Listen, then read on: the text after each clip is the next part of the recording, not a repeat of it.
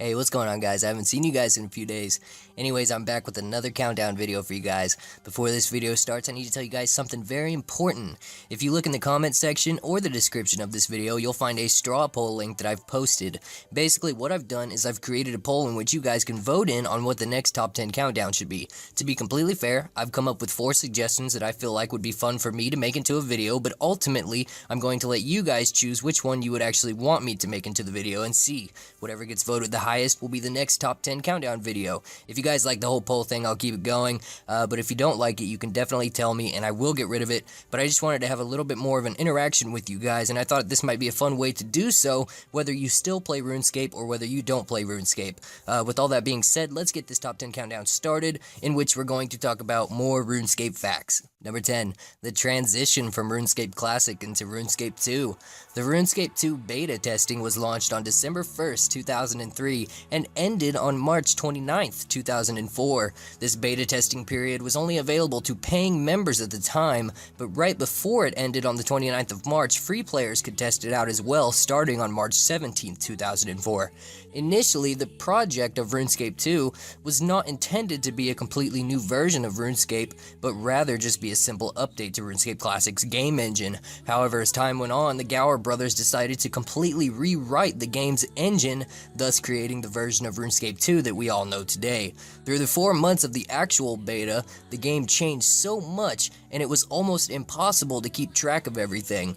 Through the year 2003, Jagex released some information on how the progress of RuneScape 2 was going, and they released a number of interesting screenshots. Party hats actually used to look different in the very early developmental photos Jagex had released of the beta before it was actually open to players. You could also actually see the back of your head at first when wearing a Halloween mask. The entire game screen was different too, most noticeably the stones surrounding your inventory. When the beta finally ended on March 29, 2004, the rune crafting skill was launched on the same exact day too.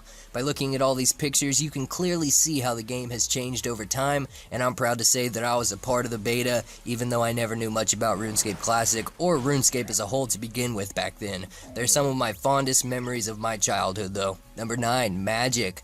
Back in the early stages of RuneScape Classic, the Magic skill was significantly different than RuneScape's current version of the skill today.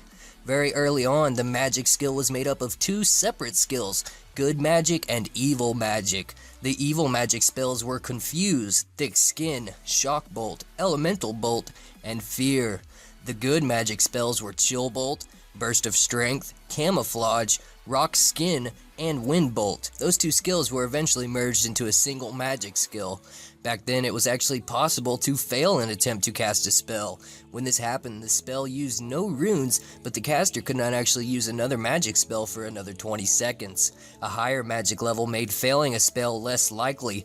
Additionally, because runes were less common in RuneScape Classic because there was no rune crafting skill at that time, spells actually gave far more experience than they do today. When you successfully casted a spell back then, a 2-dimensional blue flying star would fly towards your opponent. Jagex later changed this because when you attacked with range, it also made a star head towards your opponent, but it was green instead of blue. Since it was hard to distinguish between the two, Jagex then decided to make spells have their own animations, along with range too. Furthermore, Metal did not impose any significant restrictions on your magic accuracy like it does today, allowing players to cast magic spells yet wear, for example, back then, full rune armor as well. The story of magic is actually quite an interesting one, and it's cool to see how it all transformed into what it is today. Number 8. Have you ever wondered how many people actually have 99s in RuneScape? Well, there's a Wikipedia page that my friend Jimmy showed me in which it depicts how many players in RuneScape 3 actually have 99s on their account, and in what skill too. The number 1 skill that is trained to 99 apparently is Strength. This is interesting to me because I would have thought that the number 1 trained skill to 99 would have been something completely easy like cooking, since it's obtainable in like only 30 hours. There are 195,758 players who have trained strength to 99, whereas people who have 99 cooking, it's only 178,146. But to top that all off, the skill that comes in second place for players who have achieved level 99 in it is also surprisingly Magic with 186,320. Totaling all these statistics up, as of the 8th of January of 2015, there are approximately 2 million 1,768,493 players who have achieved one or more level 99s on their accounts. There's probably even more than that, but because of a lot of players have quit the game since then and haven't returned for years, their accounts were probably most likely deleted over time as a result. It's so interesting to think about all the people in the world who have come and gone from this game we all love and were able to achieve a 99 before they left it completely. The history of the game is truly astonishing. Number 7, fatigue. In RuneScape Classic, you actually used to have a fatigue level, sort of similar to your run energy that depletes as you run, but a lot more factors went into your fatigue level. It affected your ability to actually gain experience points. When your fatigue level reached 100%, you would no longer gain experience from training in RuneScape Classic. To restore your fatigue, you have to rest. So, players could rest on a bed, a crude bed, a hammock, or in a sleeping bag. When resting, a player must actually complete a word captcha before actually being able to play the game again. Jagex added fatigue as a mechanic to stop macroers, which ultimately failed due to the use of auto sleepers, and the fact that it was considered annoying by a number of players, which ultimately led to replacing fatigue when RuneScape 2 came out with random events, instead of having fatigue carry over into the game we know today. Your character's weight was also supposed to be able to interact with the drainage of your fatigue level when RuneScape 2 was brought out. However, since fatigue was voted to be removed by players, Jagex just decided to make your weight affect how much run energy you would lose or gain based off of your weight as well, which actually makes a lot of sense, and I prefer it to be this way, although I really would like to see a nighttime in RuneScape once in a while, where I could actually sleep in a bed or something, just to be able to do it, but this is probably never gonna happen. Number 6, did you guys know that when you type ::bank on old school RuneScape, it will automatically make your players say something very funny to the public? It will in turn make your players say, "Hey everyone, I just tried to do something very silly." The reasoning behind this is because ::bank, or perhaps ::item, is common commands that Jagex moderators use or once used to be able to spawn items, turn into NPC models, no-clip through walls, and even ban or mute players instantly if needed. Most players already know about these commands, even though they were probably never supposed to due to the fact that RuneScape private servers became very popular when a lot of players quit the real RuneScape. In a private server, you can pretty much do whatever you want, like spawning items with these commands that Jagex moderators use. It's quite interesting comparing the two game server types, but I personally prefer the original RuneScape, although I wouldn't mind spawning as Jad and Lumbridge to freak out the new players. That'd be pretty funny. Number 5, you know how there's guards all over RuneScape, whether it's city guards, stall market guards, or whatever? Well, when guards were released in cities all over RuneScape, their primary purpose was once to actually protect players in RuneScape Classic. In the very early stages of RuneScape Classic, you could actually toggle a button that would enable PKing or disable PKing other players. Other players that had their PKing button enabled could PK you, but only if you had your PK button enabled too. And if they tried to attack you, a nearby guard would actually end up attacking them, trying to protect you. Jagex later took this away with the release of the actual wilderness lands in the north of RuneScape, because the guards were no longer needed to protect you since you can't attack anybody outside of the wilderness. It's such a shame they didn't leave this update alone. It could have been useful during the Falador massacre, right? I'm just kidding. Zuriel 321 was way too OP for that. But it's still an interesting aspect about the history of the game. Number 4, April Fools.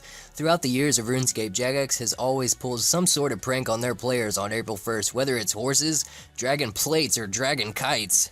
Diango, located in Draenor, was actually a big part of their April Fool's jokes. On the 1st of April in 2004, Diango was released and placed in Draenor. Lots of players in RuneScape 2 had really been wanting horses so badly to be put into the game. Jagex told everybody that this new guy in Diango in Draenor was actually selling horses to players, but to everyone's disappointment, it was only toy horses instead. In 2005, another joke with Diango was used again. Everyone wanted more than just a dragon chain body and wanted dragon plate bodies to be added into the game. So, once again, Jagex told everybody that Diango would sell you some dragon plates. Not dragon plate bodies, but plates, even though most players took the word plate and associated it with plate body. thus is the result of why there are spinning plates sold by Diango and RuneScape that have dragons on them. On April 1st, 2008, Jagex once again stated that they were releasing dragon kites, and players once again associated the word kite with the word kite shield, thus the reason for Diango selling dragon kites too. It's sort of sad to say, but did anybody not get the hint or connect the chain of events that were clearly happening throughout these times? Either way, it's still hilarious, and I wish Jagex would interact with the community more like this, like they used to.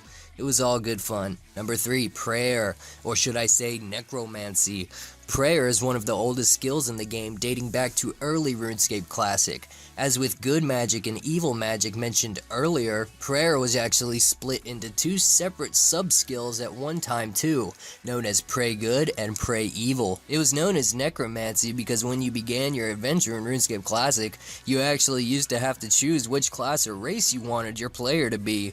You could pick categories such as mage, adventurer, necromancer, and so on. It was actually set up like a lot of other medieval aged era role-playing games are today, where you can choose what race you are before you actually begin the game. Because of the removal of the social classes from RuneScape, however, I assume that's why RuneScape became one of the most popular MMORPGs out there, because of how different and unique it was compared to other games like it.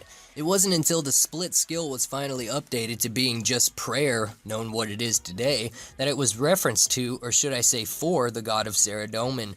In a quote from issue 13 of the Post Bag from the Hedge, it states something referencing prayer towards Saradomin. It says, Saradomin has a great pride upon himself, and his time is mostly spent with listening to the songs of his glories from the religious, and the offerings of bones made to him by those seeking to gain his favor through prayers. Since it has turned into what it is today, the uses of prayer is definitely invaluable to your journey for however long you plan to play RuneScape. Number 2. At one point in time in RuneScape Classic, there was only one specific kind of pickaxe. It was just portrayed as a gray-looking pickaxe with a brown wooden handle similar to the one that floats above your head whenever you train the skill mining in RuneScape Classic. When examined, it would only say a pickaxe, and it wasn't until later that the different pickaxes were released from bronze all the way up to rune. This actually was similar to a lot of items around RuneScape Classic during this time too, such as bones. Bones were also like that of the original solo pickaxe in RSC2, as there were only normal bones to train prayer with, and there were never any dragon bones or bat bones or any other types of bones for that matter. I'm sort of glad that there are different types of pickaxes and bones now, however it would be interesting to see how the game would be nowadays if these rules still applied. What if regular bones were like 1k each like dragon bones are today? Or what if players had one specific pickaxe today? Mining would be quite competitive. Number 1. Female plate bodies and plate skirts. Back in the early stages of RuneScape, you could talk to some sort of smith NPC in Varrock and have him change your male plate body into a female's plate body, and the same thing goes for male plate legs too, as they could be turned into females' plate skirts and vice versa. Eventually, when smithing was released and became quite popular, Jagex decided to remove this and just make it so players could actually smith their preferred armor type instead. I wonder what the prices of the plate skirt were versus the plate legs and such back then. That'd be sort of interesting to see. I have to say that I'm much more happier that we have the ability to now choose which one we want to buy, and that plate legs and plate skirts are now their own individual items. Thanks for watching, everybody. I hope you guys enjoyed this countdown video, and if you did, post in the comments about what I should count down next. I'm always eager to see what you guys come up with. I saved the best suggestions for later, just so you guys know. And also, don't forget to vote in the poll I've left in the description.